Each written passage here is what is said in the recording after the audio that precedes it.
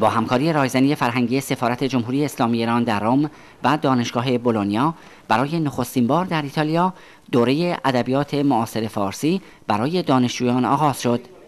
پروفسور ماوریتسیو سیلویو پیستوزو، رئیس دپارتمان زبانشناسی و شرقشناسی دانشگاه بولونیا، در جلسه نخستین دوره آموزش ادبیات فارسی معاصر در این دانشگاه گفت: بسیار خوشحالم که از این فرصت استفاده بکنم که بیان کنم که از امسال یک کلاس زبان و ادبیات فارسی معاصر برگزار خواهد شد در دانشکده ما. البته به نظر بنده این موضوع بسیار بسیار بسیار قابل توجه است. علیاصغر محمدخانی، معاون فرهنگی شهر کتاب، که در این جلسه حضور داشت، تاریخچه ادبیات فارسی را در پس از انقلاب اسلامی ایران برای دانشجویان و علاقمندان به فرهنگ و تمدن ایران زمین تشریح کرد.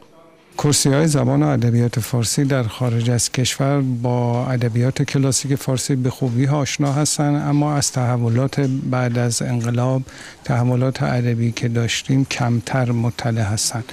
بحثی رو که ما در دانشگاه بولونیا داشتیم، تحولات ادبی پس از انقلاب در 30 سال اخیر در حوزه داستان، رمان، شعر، طنز، نقد ادبی و وضعیت نشر بود و اینکه چگونه زنان نقش بسیار گسترده‌ای در تألیف آثار داستانی، در حضور در دانشگاه‌ها و بحث‌های ادبی داشتند.